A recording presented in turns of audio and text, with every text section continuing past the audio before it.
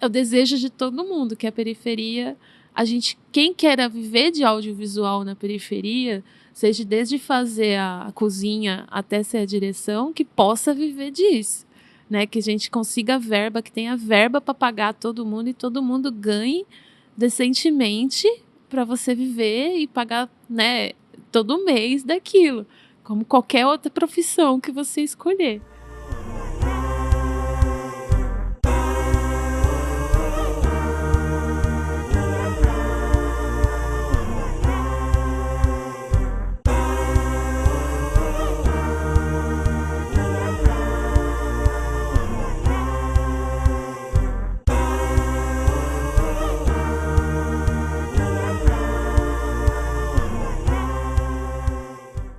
Boa tarde, família, tudo bem? Bem-vindos novamente ao canal do Quitos. Esse aqui é Cinema Periférico até o fim dos tempos. Lembrando sempre que esse é um projeto patrocinado pela Prefeitura de São Paulo através do programa Vai, e dando um salve para a nossa patrocinadora, a Filmica. Hoje temos uma realizadora que colou do outro lado da Zona Sul, a Thaís Escávio. Boa tarde, querida, como você está? Boa tarde, tudo bem? Eu queria começar mesmo bem do começo. Como nasce, como tu entende, tua paixão pelo cinema? Olha, eu acho que vem da minha avó e bisavó, minha mãe, acho que das mulheres da família. A minha bisavó, que na verdade era mãe do padrasto da minha mãe, né? Certo. Ela era de Sergipe, sergipana. E ela gostava muito de filmes.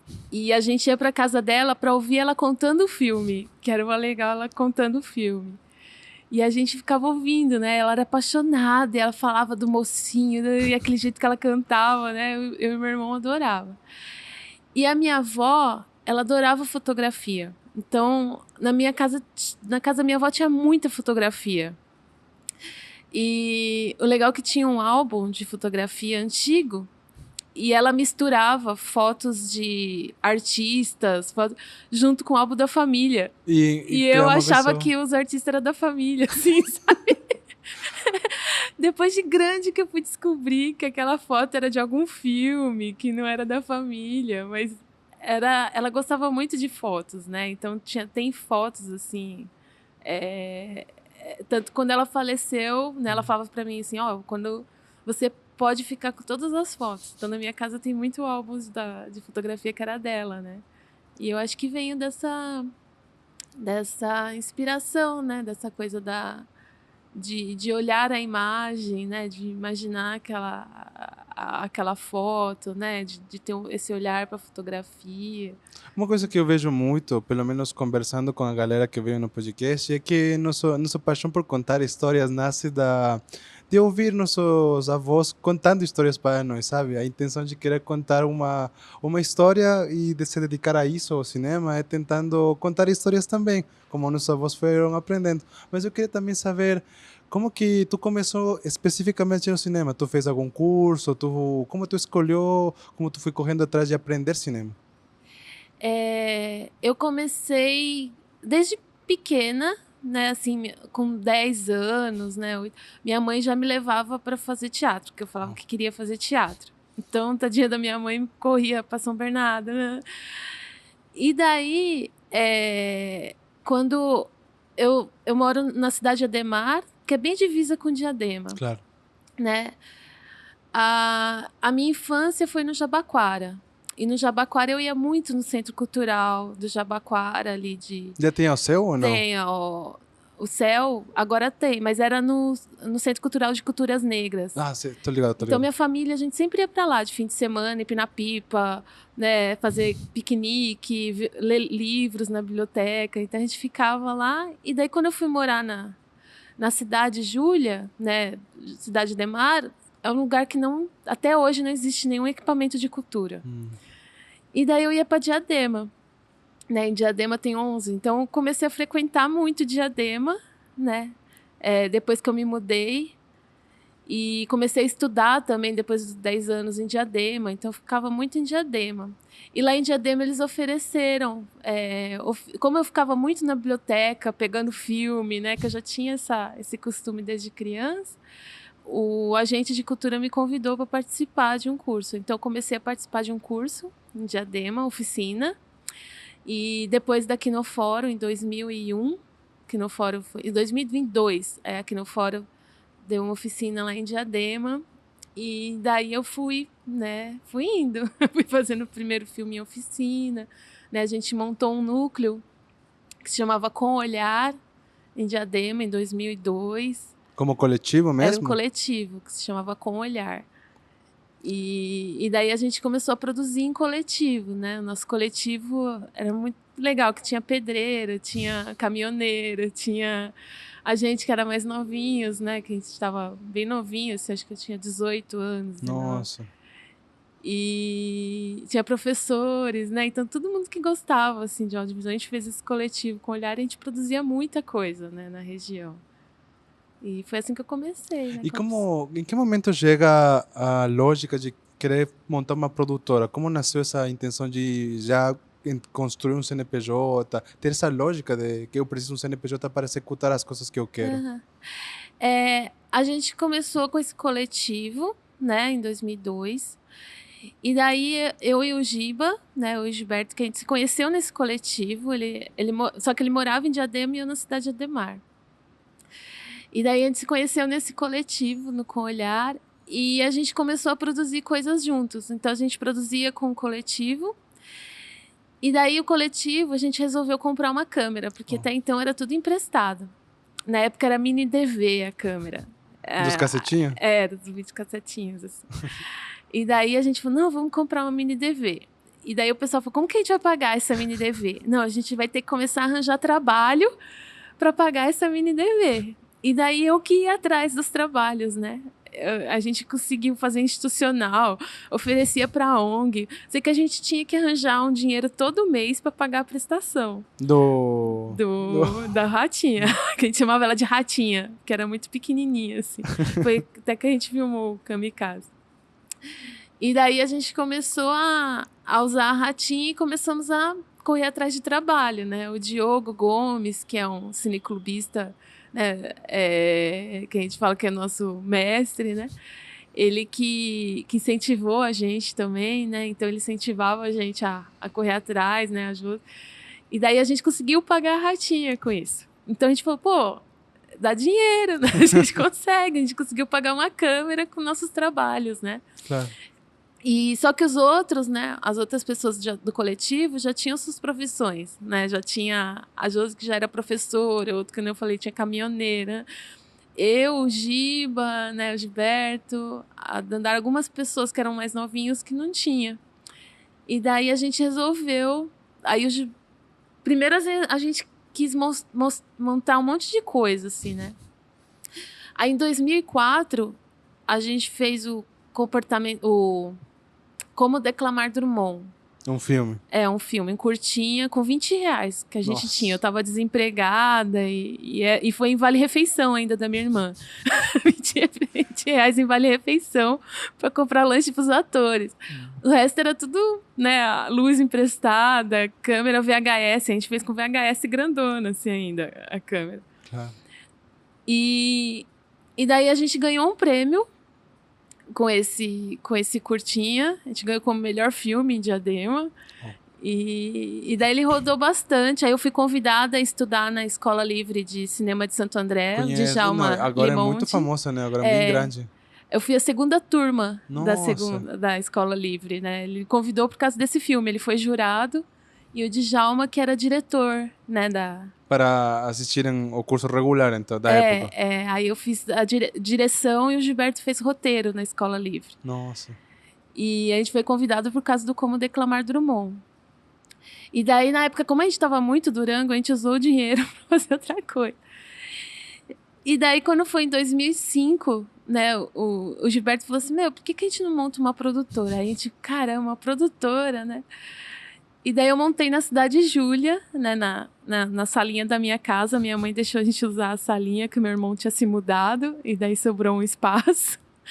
E daí minha mãe deixou, a gente montou na Cidade Júlia. E daí foi em 2005, né, que a gente montou. E daí a gente resolveu fazer o primeiro filme da produtora, porque até então a gente só fez o do núcleo. Através do coletivo, né? Do coletivo. E daí, como nós dois queríamos viver disso, né? Porque os outros já tinham as E profissões. foram para outra área, continuaram. É. E daí, tipo assim, vamos juntar nós dois e vamos montar a produtora? Vamos. Aí a gente resolveu juntar. E daí a gente fez o primeiro filme da produtora, que foi o Comportamento Kamikaze. Como foi a construção do comportamento kamikaze? Tu estava me comentando fora de câmera que ele, inclusive, ganhou prêmio e foi construindo aos poucos. De que tratava esse filme?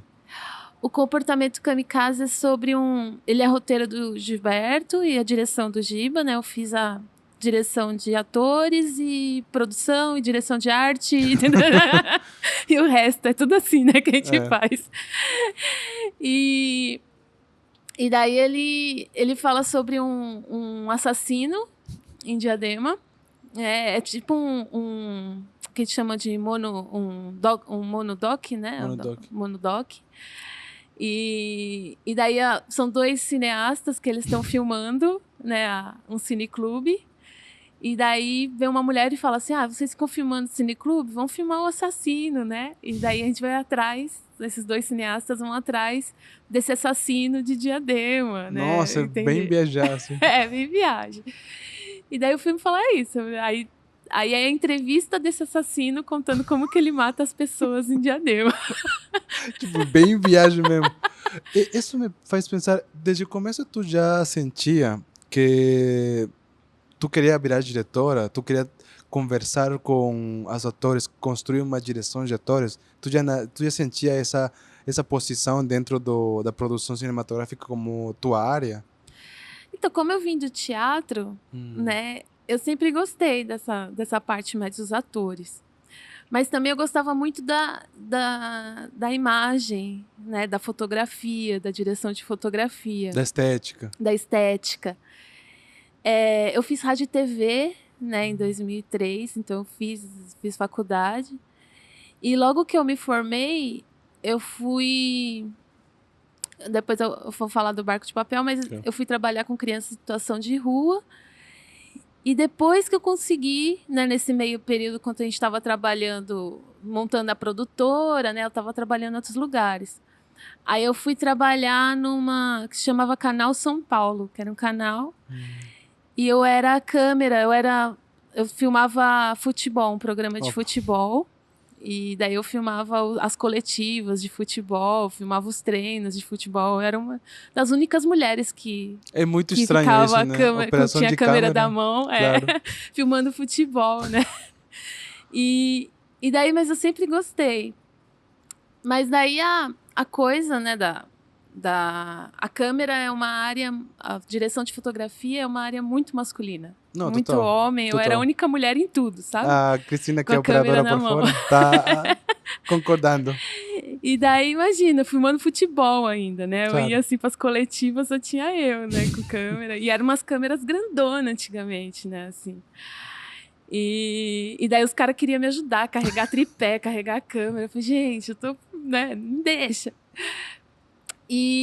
Só que daí, com o tempo, eu fui indo pra produção, porque é onde tinha mais mulher, né? Assim, o machismo, as coisas, né? O racismo vai te empurrando pra um lugar que Para você vai estereotipo, né? se acomodando. E a direção foi o lugar que eu mais me sentia à vontade, mais perto da câmera e mais perto dos atores. Então, quando eu descobri que a direção, né, eu ia trazer essa estética, né, no olhar, a mesma coisa que o cara que tá com a câmera na mão. Claro. E eu ainda ia poder falar pro cara onde que ele vai colocar a câmera. Então, foi onde eu me encontrei. Então,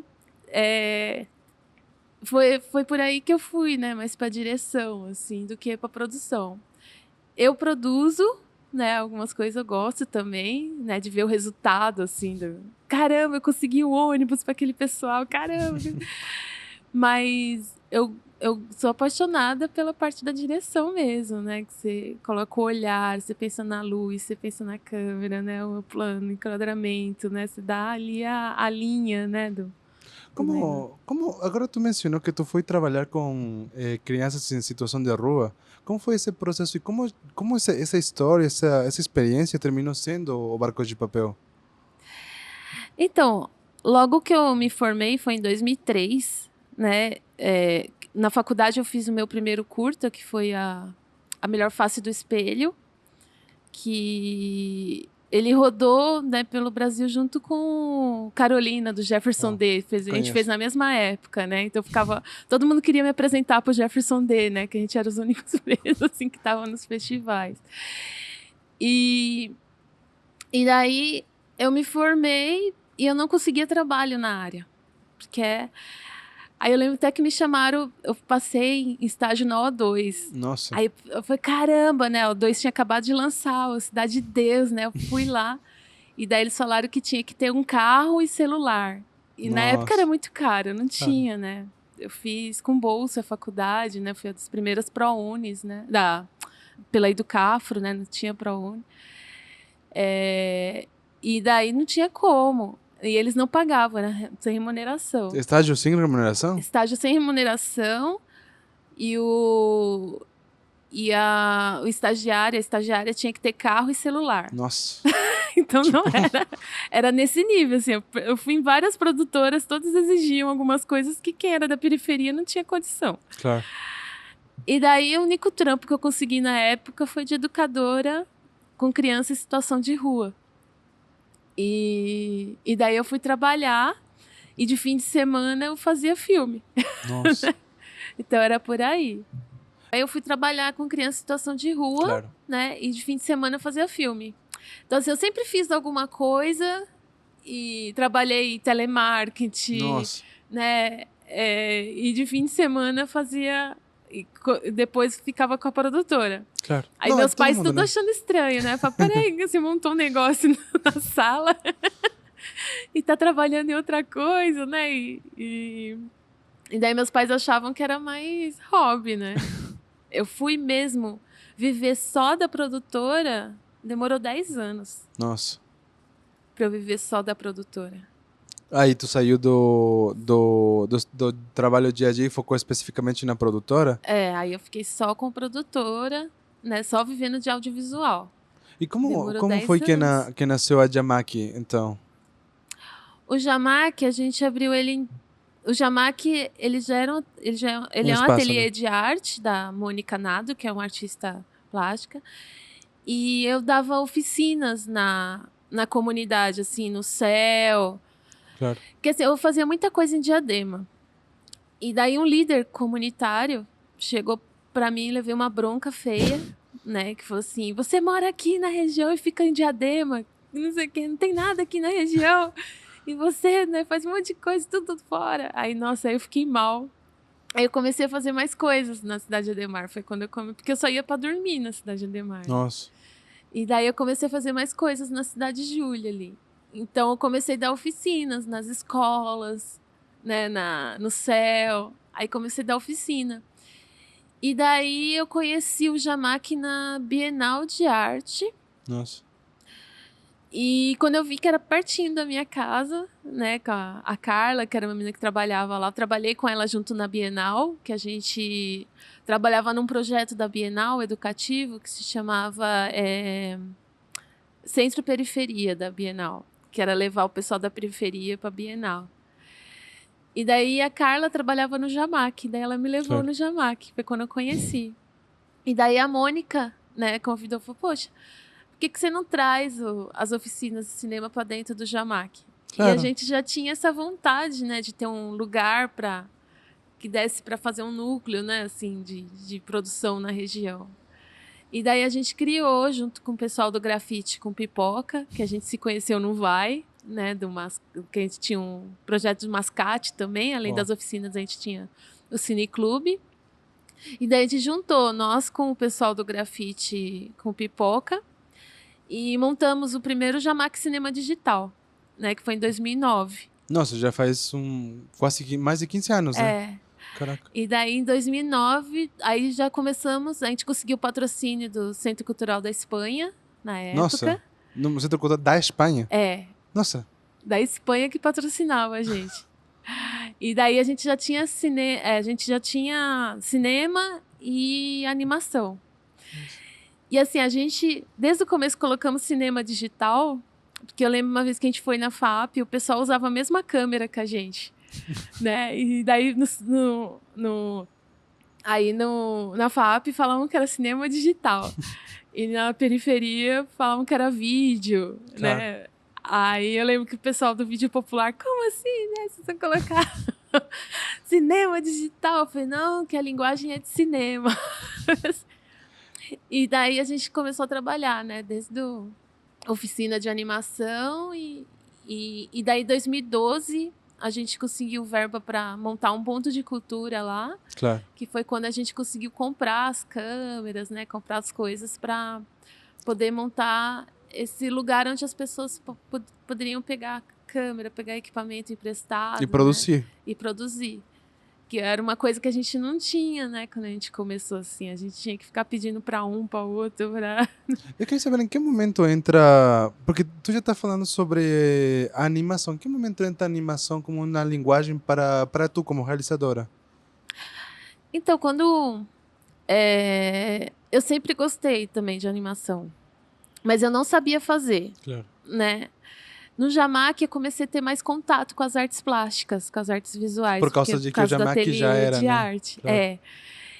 E daí eu comecei... Mas o Barco de Papel, eu escrevi ele em 2004, já Nossa. pensando em animação. E eu queria que ele fosse de papel já. Só que eu não sabia fazer e não tinha tecnologia na época para fazer. Claro.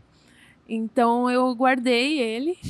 E daí em 2009 eu conheci o pessoal, né, do grafite com pipoca. E daí eu falei, é possível fazer o Barco de Papel.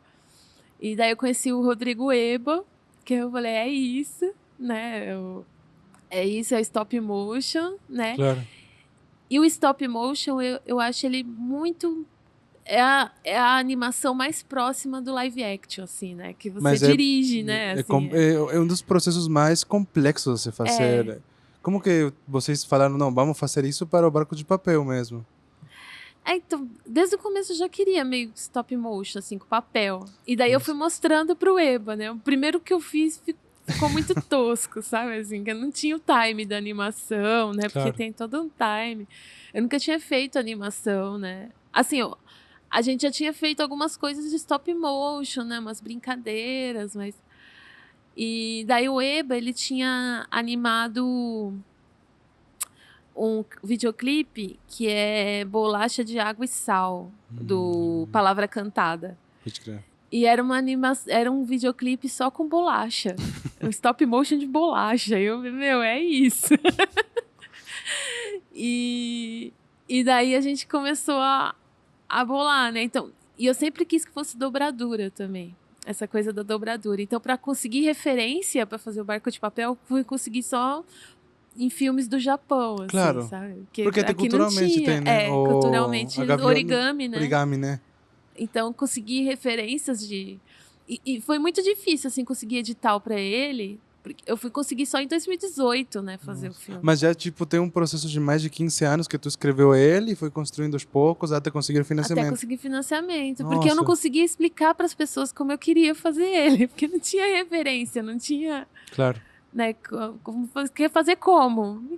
Tava tudinho na minha cabeça, mas eu não conseguia explicar, né? Claro.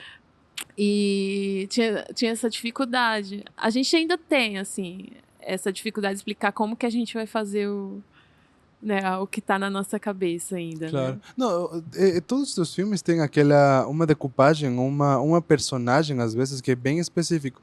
Lembro não sei se estou errado, o tanque de água da piscina das crianças. Aquela câmera que é desde a perspectiva da torneira, tipo, sabe? Viaja muito assim, você fica... Mano, porque da onde surgem essas ideias? É teu parceiro que também ajuda a escrever? Como que você trabalha o processo de roteiro? O roteiro... A maior parte dos roteiros é o Gilberto. Ele é super roteirista, assim. Ele fala que eu sou mais argumentista. Então, eu tenho as ideias, os argumentos, e ele desenvolve o roteiro. E a gente sempre gostou dessa coisa do realismo fantástico, né? Claro. Do trabalhar a periferia, trabalhar a nossa realidade, trabalhar as coisas que a gente vive, mas trazer essa fantasia também que o cinema traz. Claro. Que é possível, né? Tarantino mata Hitler no cinema. Isso só pode acontecer no audiovisual, no cinema. Então, o audiovisual tem esse poder fantástico, esse poder. E a gente acha que não pode perder isso, né? No cinema, principalmente brasileiro, é muito realista, e a gente gosta de misturar fazer essa mistura, né? Da fantasia. Isso é muito teu, né? Isso é muito teu Meu e do Giba. E do Giba, da produtora Cavalo Cavalo Marinho. Vocês colocam muito isso do realismo mágico. É uma proposta de identidade própria? Vocês querem colocar isso em suas produções? Então, acho que no começo a gente não tinha muito essa noção. Claro. Mas eu acho que com o tempo a gente foi assim, é isso que a gente quer. A gente gosta disso, sabe? De trazer esse... Né? Caramba, como o moleque foi parar aí, né? No cano. Ficar com essa da coisa do fantástico, da fantasia, né? Mesmo num filme... A gente tem um filme que eu acho que você não viu, esse que é o Mustang. Não. É um de terror, né? Nossa. E daí mesmo no Mustang, o Mustang é um demônio que ele mata, ele mora na periferia e ele se transmuta para uma prostituta, uma profissional do sexo. Nossa, tá. Para matar as pessoas para ter carne para comer. Tá bom. A geladeira dele é vaziozona, assim, é um diabo pobre, sabe assim? E daí, mesmo no filme de adulto, a gente tem essa pegada, né? Pegada da fantasia, né? Do fantástico. É uma construção muito diferente do que se espera, ou que pelo menos é o estereotipo das produções periféricas, né? Que a gente chega aqui, vai ser só sobre uma câmera na mão e vai ser muito documentalista e vai numa perspectiva nesse sentido. Como tu enxerga a produção periférica desde todo o tempo que tu vem trabalhando na área? Como tu enxerga a evolução da produção periférica? Olha, eu sempre comparei muito a produção periférica com o neorrealismo, sabe? Não que a gente vive numa guerra, a periferia. É como se a gente estivesse numa guerra o tempo todo. Sim. Então é aquela produção de fim de guerra, que não tem equipamento, não atores, claro, né? E contando as coisas que acontecem, né, na nossa região. Mas, ao mesmo tempo, a gente também quer trazer coisas... como que eu posso falar? A gente também quer trazer esperança. Claro. Né? Então, eu vejo muito isso, assim, nos filmes nossos, sabe? Filme pós-guerra, mas uma guerra que a gente não sai né? Essa coisa destruída que a gente tem que... A gente faz porque tem que fazer, né? A gente faz com o que tem. Claro. Né? A gente vai improvisando e conta nossas histórias. Mas, ao mesmo tempo, tem muita história que traz um pouco de esperança, né? Então, quando as meninas fazem mucambas, que eu acho, que elas contam a história das mães delas que todas as mães foram empregadas domésticas. De todas as cineastas, né, que estão ali, todas as mães foram empregadas domésticas. E elas trazem isso... Por mais assim, fala assim, nossa, né? Ela também traz a esperança de que, olha, elas estão em outro caminho também, né? Tem agora os direitos. Então, por mais que a gente, às vezes, retrata esse lado triste mesmo da periferia, que não tá falando pra você, não é legal morar na periferia. Você tá longe de tudo, não tem recurso, não tem... Mas, se a gente não usar o audiovisual pra gente imaginar... Né, coisas possíveis, coisa de esperança, né? A gente não, a arte faz isso, né? A arte traz. Mostra caminhos possíveis, né? Como que tu enxerga o processo já como educadora mesmo? Como tu vê as novas camadas de criadores, de realizadores, de pessoas que estão interessadas em realizar filmes, viver de filmes? Como tu enxerga as novas camadas e das periferias mesmo? Eu acho que tá vindo uma leva muito legal de profissionais, assim, acho que a periferia se profissionalizou, né? Antes a gente fazia muito vamos ver, né? Que era muito amador, assim, vamos dizer, né? Não sei se é amador, mas a gente era muito amador, mas a periferia, as pessoas se profissionalizaram. Agora tem vindo uma leva muito legal, assim, profissional, que eu tô aprendendo também, claro, né? São pessoas que já conseguiram fazer faculdade com o ProUni, né? Então, são pessoas que estão montando suas produtoras, estão trazendo novos olhares. Tem que nem o pessoal do Maloca, tá Não, lá, Maloca todo mundo Filmes. em Cuba se especializando, né? Um salve Tipo, para o Rosa, para o Will, que eles estão lá agora. Tipo, eles são gigantes são agora. todos Assim. gigantes, são tudo lá. O que é o periférico, gente? Assim, por mais que, né, traga a questão ali da mulher trans, né, da questão da... Tem a esperança ali, tem ela, né? Então tem bastante... O que é o raiz, né, do Elda, né, de Claro. todo esse pessoal. Então, tá vindo uma A leva camada. uma camada, assim, muito profissional, assim, que o pessoal tá ganhando Tiradentes, né? A gente tá competindo com produções que são milionárias, assim, a gente tá competindo, né? Com o pessoal, estão ganhando coisas aí. Não que isso signifique alguma coisa, É. né? Porque tem vários cineastas aí que são fodas que nunca ganharam prêmio nenhum, mas a gente consegue ver aí uma perspectiva, uma criatividade no olhar, no jeito de fazer, no roteiro, né? Que dá de 10-0 nesses filmes de apartamento da Globo Filmes. Né? Não, total, total, total. Eu sinto muito que a periferia, os criadores periféricos foram aos poucos entendendo a lógica de distribuição, de querendo mostrar as coisas, e inclusive com a democratização dos equipamentos, das câmaras, o uso do celular, a galera foi entendendo que mais é possível levar nossas produções um pouco mais para a galera que usualmente tem o capital, sabe? Para conseguir voltar para nossos territórios mais dinheiro, mais foco. Nesse sentido, também queria saber como que é para você, porque tu tem uma experiência de produção comunitária, de organizar projetos sem nada de dinheiro, até organizar projetos com dinheiro.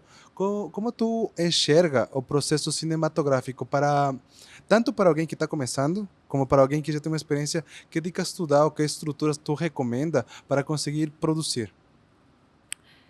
É uma área cara, né? A gente quebrou barreiras aí, né? Porque fazer audiovisual é um trabalho coletivo, Claro, né? Então, para todo mundo ter a sua verba, né? Desde da pessoa que vai fazer a manicure, né? Até a direção, todo mundo quer viver disso. claro.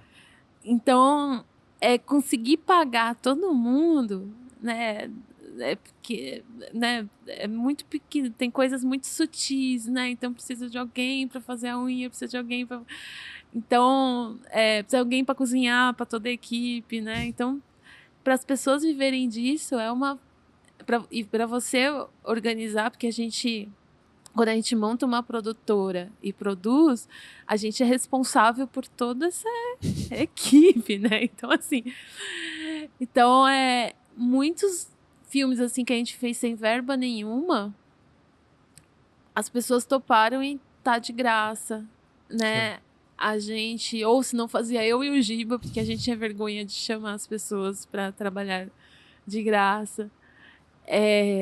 Depois que a gente foi conseguindo verba, a gente começou a conseguir pagar as pessoas decentemente, assim, eu acho que é o desejo de todo mundo, que a periferia, quem queira viver de audiovisual na periferia, seja desde fazer a cozinha até ser a direção, que possa viver disso, né, que a gente consiga verba, que tenha verba para pagar todo mundo e todo mundo ganhe decentemente para você viver e pagar, né, todo mês daquilo, como qualquer outra profissão que você escolher, Claro. né? Ter Então, renda disso, assim, né? é realidade. Então, a gente não pode achar que é normal profissões que não são pra gente, sabe? Assim, que eles colocam. Então, o cinema, ele não era para periferia, não era... E periferia que eu falo não é só periferia de São Paulo, mas periferia do Brasil também. Claro. Não chegava na Amazônia, não chegava... né? Que é essa periferia regional, né? Também. Então, o dinheiro não... E é verba pública, isso que é pior, não é? É uma verba pública mal distribuída. Totalmente. E quem tinha acesso, e quem tem ainda, né, a maior parte do acesso a essa verba, a gente viu aí na Paulo Gustavo Estadual, ainda é a elite, né? O pessoal que tem As produtoras as gigantes. produtoras grandes, né? Então é uma verba pública muito mal distribuída, Claro. né?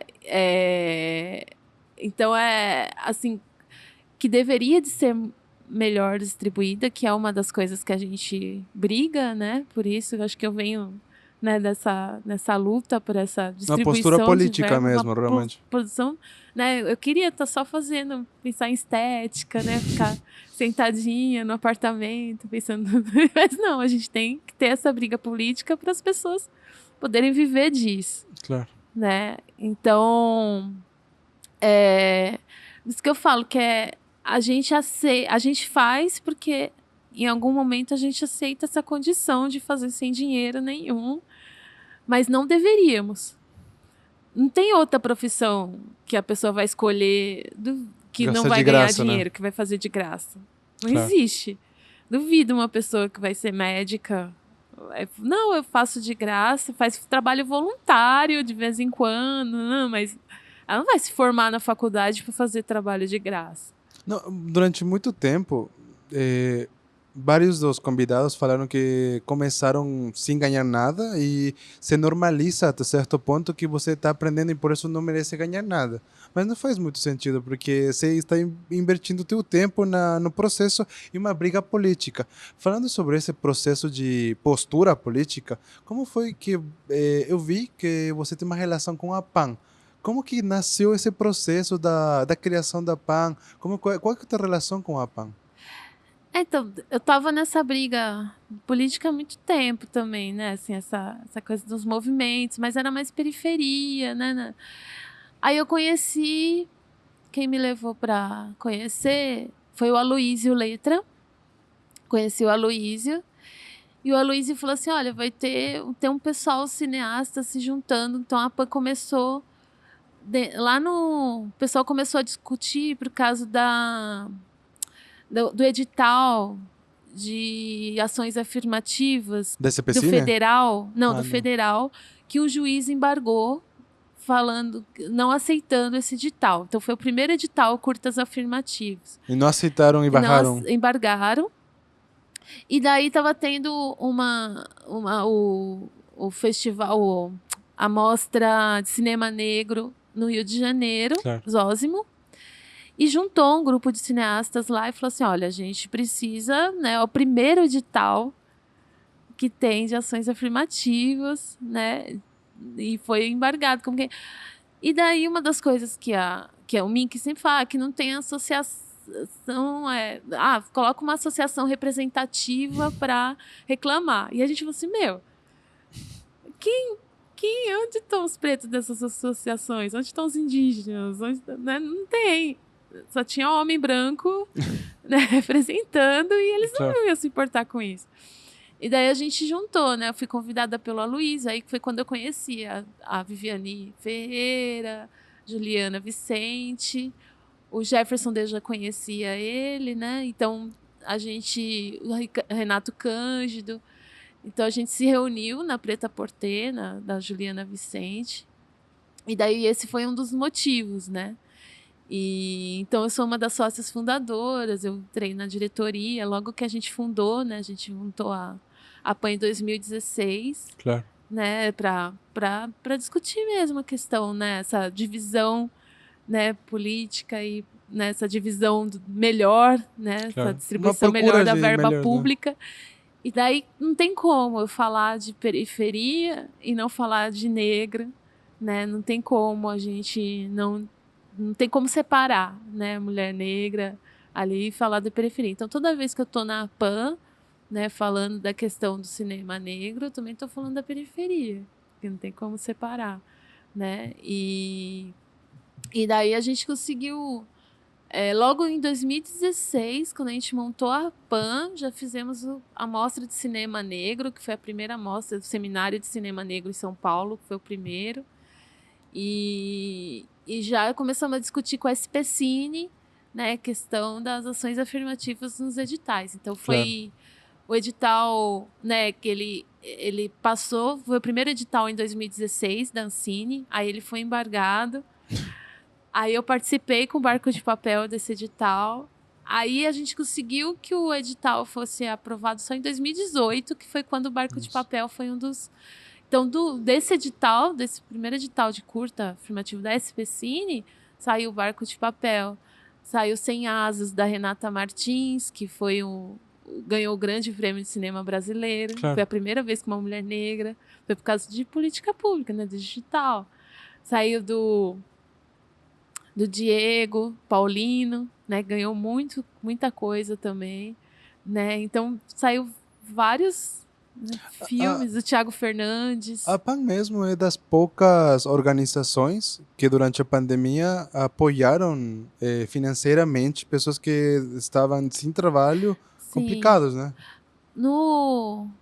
A gente viu que na rede do audiovisual, por isso que a gente colocou o nome Associação dos Profissionais do Audiovisual Negro. Então não é da direção, não é do roteiro, é de profissionais.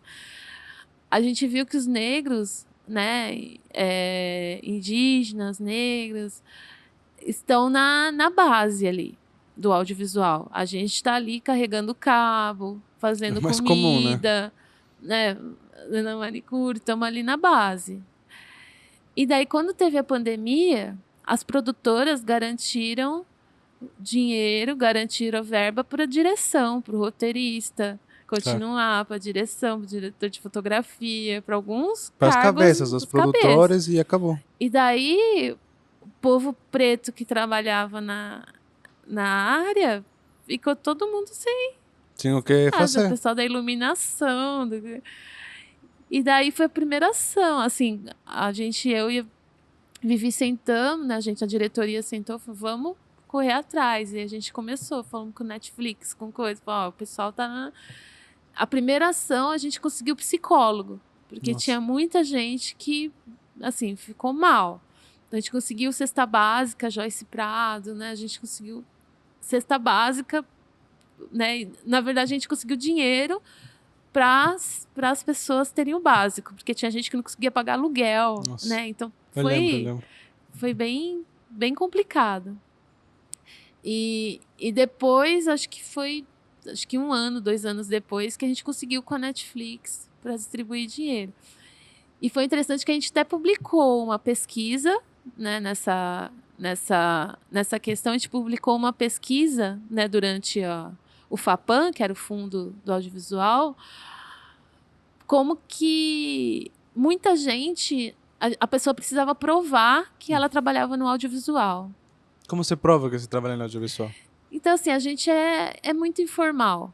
Então, não tinha como as pessoas... É um desconhecimento então, assim, da própria a pessoa área, né? era cozinheira de vários filmes, né? Casting de vários filmes. Mas não tinha como provar, porque não tinha nota, não tinha... Ou senão não tinha muito produtora grande que saía de São Paulo e ia fazer filme na região amazônica. Explorava ali a região, então pegava um monte de gente e vinha embora. Claro. Tipo, a pessoa fala, não, eu trabalho com cinema. Tá, mas prova. Não, a pessoa não tinha um contrato, não tinha o INSS, não tinha nada, assim. Então, como motorista tinha que pegar, também, né? Motorista, tinha que pegar uma fotinho do crédito, né? Às vezes não tinha nem acesso ao filme para pegar o crédito, porque a pessoa foi lá, gravou, foi embora. Claro. Não tinha nem como pegar o crédito do filme para colocar. Então, a gente viu que é muito, muito grande, assim, a informalidade, né? A exploração mesmo, assim, sabe? Da pessoa negra e do audiovisual, assim. Então, essa foi uma das... Depois dessa pesquisa, né? A gente até colocou a pesquisa, né? Não basta você colocar, né? Uma pessoa, você tem que dar condição para ela, né? O direito trabalhista, né? Contrato, né, MEI, né? Tem uma consciência de classe do Uma que você consciência está de trabalhando dentro do projeto.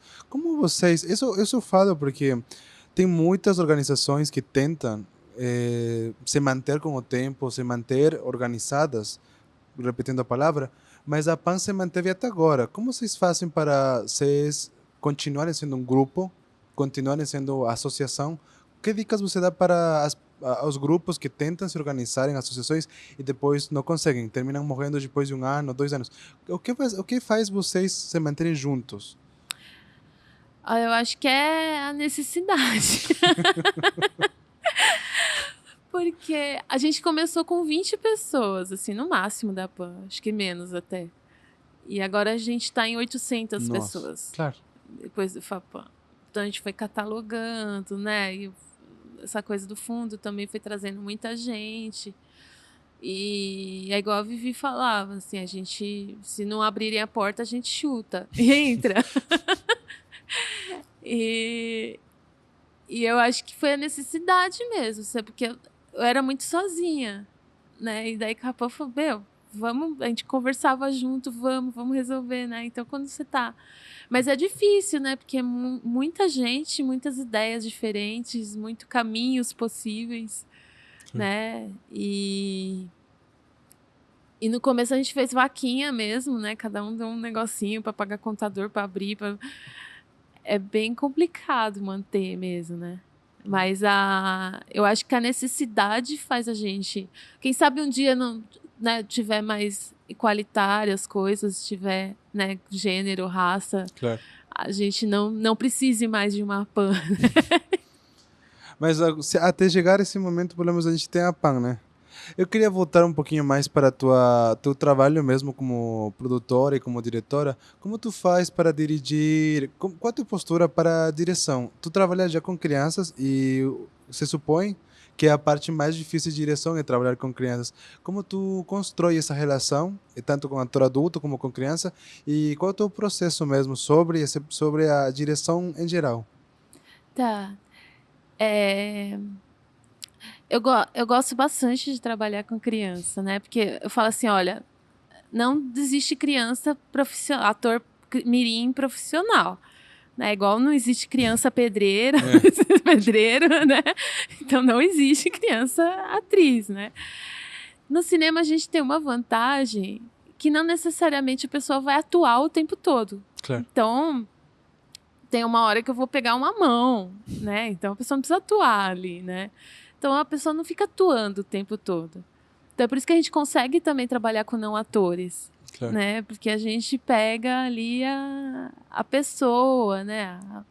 E criança é a mesma coisa. Então eu brinco muito no set com a criança, né? Eu tenho o Alberto Chagas, que também me ajuda, é um diretor de teatro, que trabalha teatro infantil, e ele me ajuda também a trabalhar preparar as crianças. Então, eu não ensaio, apesar das crianças, quando elas veem o roteiro em caixa d'água, por exemplo, eles já tinham decorado todos os textos, né? Eu falei, não era para decorar o texto. Porque eu não gosto de que eles decorem o texto, eu faço uma preparação. Porque fica rígido, né? Fica como que se estivesse palestrando o diálogo.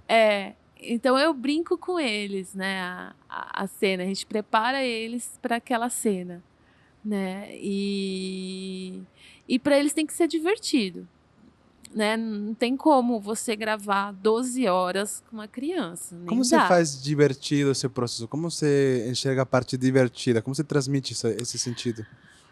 A criança tem que estar lá porque ela quer, porque ela gosta. Claro. Né? Então, no caixa d'água foi fácil. Eles estavam na piscina, na caixa d'água, né? E daí a gente brincava com eles. Falou, caramba, ele entrou no cano agora. Né? Eles, caramba, nossa, ele entrou no cano. Então, brincava com eles assim. Engraçado que eles perguntavam assim pra mim. Eu falei, vocês têm alguma dúvida do que aconteceu aqui, né, agora? Aí eles... Não, a gente só tem uma dúvida. Eu falei, o quê? Como que ele saiu do chuveiro? Aí, tipo, a criança, ele entrar no cano, tudo bem, né? O tubarão aparecer, tudo bem. Mas como ele saiu do chuveiro? Então, eu vou fazendo essas brincadeiras.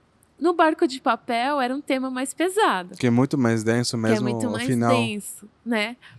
Por exemplo, no final, quando tem os caras vão vir fazer a chacina... Claro. Eu brinquei com eles do gato e rato, por exemplo. Então, eu não queria que os adultos encostassem nas crianças. Então, se você perceber, eles não se encostam. A decupagem mesmo faz com que você nunca enxergue essa parte, sabe? Você nunca enxerga. Então, mesmo ali no momento tenso, fala assim, ó, todo mundo com a mão para trás. Vocês não podem se encostar. E eles são os gatos e vocês são os ratos, vocês têm que tentar sair daqui de qualquer jeito. E daí foi uma brincadeira mesmo, assim, no dia, depois tem a cor da luz, né, não sei o quê. Então as crianças, você vê, e aí foi câmera na mão, né, pegando ali pra gente deixar mais tenso, né, a câmera na mão deixava mais tenso, e eles faziam essa brincadeira do gato e rato. Claro, para tu conseguir essa expressão dessa sensação deles sendo Deles atrapados mesmo. tentando fugir. Né? Como, Então você vê que ele tenta passar por baixo, então foi essa brincadeira claro. do gato e rato. Como tu conseguiu que no processo mesmo do Barco de Papel a criança estivessem as crianças estivessem nesse sentido de as três crianças na chuva tivessem esse símbolo de amizade. Elas se conheciam antes? Tu conhecia as crianças antes porque parecem amigos mesmo, assim. Nessa preparação, né, que nem eu falei, eu faço muita preparação, muita brincadeira, né? Então, para eles criarem essa intimidade, eles não eram amigos, eles não se conheciam. Um era de Guarulhos, o Pedrinho era de Mauá. Nossa. Tipo, foi de várias. A gente, na preparação, eles faziam muita brincadeira, os três juntos, sabe? Claro. Eu falei, o que vocês têm em comum, né? Então a gente fazia muita brincadeira, porque o importante desse momento, dessa cena, né? Para a preparação dessa cena, era isso, era os três parecerem que eles se conheciam ali na rua há muito tempo. Claro. Né? Então a preparação foi para eles brincarem, para eles se divertirem naquele momento, né? Um filme que tu recomenda que toda pessoa que deveria assistir. Ai, nossa, tem tantos. Ó, eu vou falar um clássico que eu gosto muito. Eu gosto muito de Charlie Chaplin. Apesar de ser uma coisa clichê, né? Gostar de Charlie Chaplin. Mas eu acho que tem que assistir O Garoto. Algumas coisas do Chaplin, Claro. assim, sabe? Eu acho que quem gosta de cinema tem que ver. Por né? causa do quê? Da sutileza que ele traz nos filmes dele, né? Essa coisa que ele traz é muito humano, né? Eu acho os filmes dele muito humano, muito bem decupado. Claro. Do começo do cinema, né? No começo do cinema, né? O cara conseguia... Você conseguia ver a cor da bandeira num filme preto e branco. Você conseguia ver a bandeira vermelha num filme preto e branco, sabe? Tipo, da Revolução. Então, eu acho que o cinema é isso, sabe? É sutilezas, assim. É do pequeno fazer o grande, sabe? Pra mim, eu adoro, assim, que você fala, caramba, ele pegou um negócio tão pequenininho, assim, né, e consegue transformar numa poesia, né? Claro. Ele é um cara que chuta a bunda do policial, sabe? O Que eu acho que é uma... simbologia, né? Eu acho que era uma coisa que a periferia... Acho que todo mundo da periferia gostaria de fazer um dia, sabe? Os meninos, assim. Então ele fazia isso, sabe? E eu acho que ele tem essa magia importante né? Eu gosto muito. E ele passa tudo na imagem, né? Assim, Claro. você consegue... Ele não fala, né? Ele traz ali a poética na imagem, você consegue entender, né? As sutilezas. E A Viagem da Hiena. Qual é a Viagem da Hiena? A Viagem da Hiena esqueci o nome do diretor. Ele é da Nigéria. É um dos primeiros filmes do continente africano e nigeriano. E ele tem o Glauber, né? Ele tem o Pera, a Glauber Viagem da Rocha. Hiena é A Viagem da Hiena. A Viagem da Hiena é um cara que está voltando para a aldeia dele? Isso! Nossa, esse filme temos... A Filmica patrocinou esse filme. Temos no Esse filme catálogo. é muito bom, A Viagem da Hiena. Eu nunca cheguei a assistir, mas eu sei que está no catálogo que a gente está disponível. Ele é sensacional, esse filme.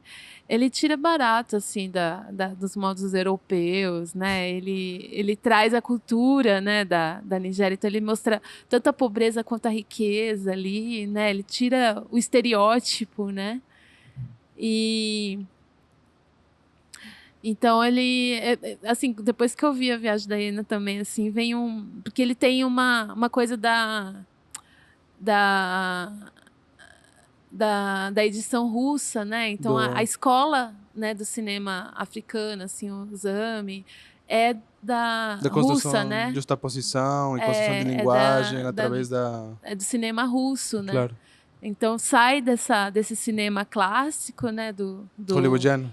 do, do Chaplin que eu falei, né, que ele é bem clássico, né, essa coisa dos cortezinhos, né?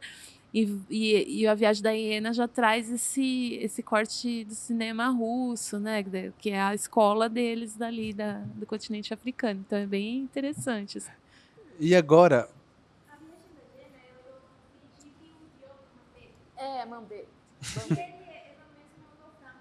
nossa, você assistiu o Franco? Ô, Franco, acho que vi. Quem não Mas A tá Viagem fora da da Hiena não câmera é a consumiu Cristina, mais. que a produtora tá falando de fora de câmera. É dele mesmo. É Nigéria, né? Senegal. Senegal. Falei errado. É Viagem da Hiena, Senegal, assim.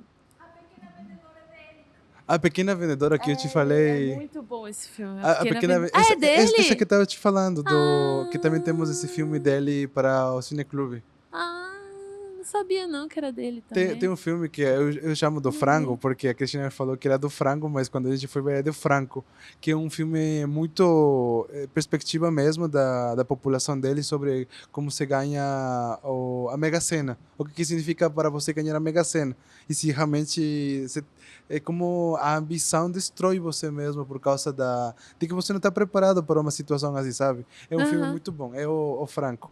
Ah, esse eu De não agora eu vi. queria saber um filme que se tu tivesse que te apresentar, um filme para te conhecer, qual seria? Pra me conhecer? É, Ixi, acho que o Barco de O Papel Barco de mesmo. Papel? É, eu acho que sim, ali tem bastante coisa. Minha produção. Eu trago muita coisa do que eu vivi, né? Tanto quando eu trabalhei com criança em situação de rua, como na minha vida.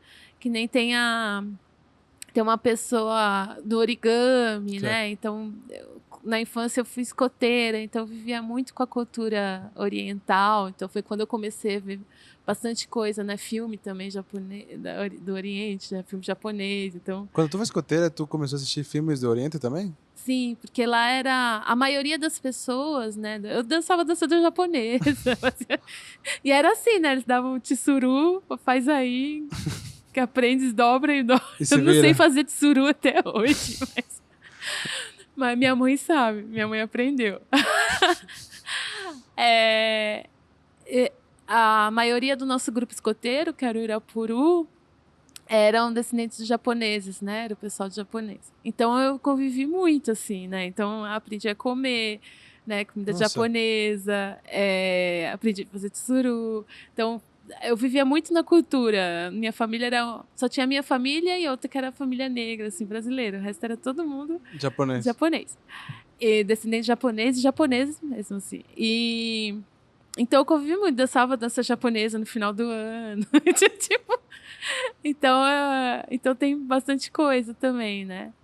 E aí na animação, né, já tem a dança, né, das bonequinhas, elas já trazem ali a Oxum, né, que é minha mãe, então elas fazem a Claro. dança de Oxum, então que depois, né, quando eu fiquei mais velha, que eu fui conhecer, né, a questão do candomblé, fui entender a questão da cultura negra, né, dentro Tu cresceu das... com uma perspectiva de cultura japonesa para depois conhecer se adentrar mais na cultura negra do Brasil. É.